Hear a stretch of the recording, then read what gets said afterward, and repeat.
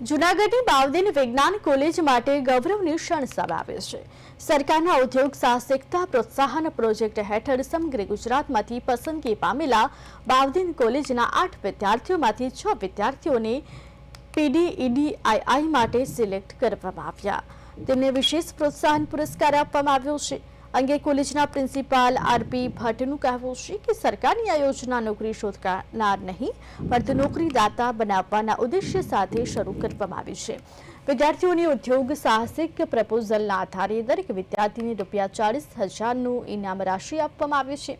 આ વિદ્યાર્થીઓને પહેલા EDII ગાંધીનગર ખાતે તાલીમ આપવામાં આવી હતી અને બાદમાં જૂનાગઢ ખાતે કોલેજમાં વર્કશોપનું આયોજન કરવામાં આવ્યું। વિદ્યાર્થીઓ દ્વારા પપૈયાના પાંદડા અને તેની નળીમાંથી સ્ટ્રો બનાવવાની સહિત અનેક નવીન બિઝનેસ પ્રપોઝલ રજૂ કરવામાં આવ્યું છે, જે ભવિષ્યમાં નવી તકો ઊભી કરી શકે છે। વિદ્યાર્થીઓએ પોતાની સફળતા પાછળ કોલેજના પ્રિન્સિપાલ અને પ્રોફેસરોના માર્ગદર્શનને શ્રેય આપ્યું હતું।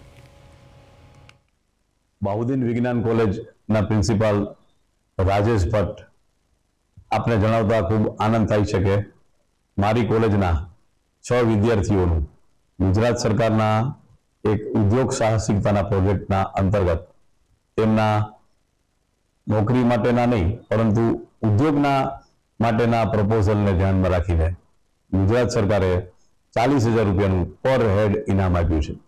આ લોકોને એન્ટરપ્રિન્યોરશિપ માટે એટલે કે ઉદ્યોગ સાહસિકતા માટે ભારત સરકારની એન્ટરપ્રિન્યોર EDII જે ગાંધીનગર ખાતે આવેલી છે ત્યાં પહેલા ટ્રેનિંગ કરવામાં આવેલી હતી। અમારી EDI ની ટ્રેનિંગ જે 30 ડિસેમ્બર 2024 થી 1 જાન્યુઆરી 2025 ના રોજ યોજવામાં આવી હતી, જેમાં ઓલ ઓવર ગુજરાતમાંથી બાઉદીન સાયન્સ કોલેજમાંથી 8 વિદ્યાર્થીઓનું સિલેક્શન થયું હતું, જેમાં મને પણ મોકો મળેલો હતો।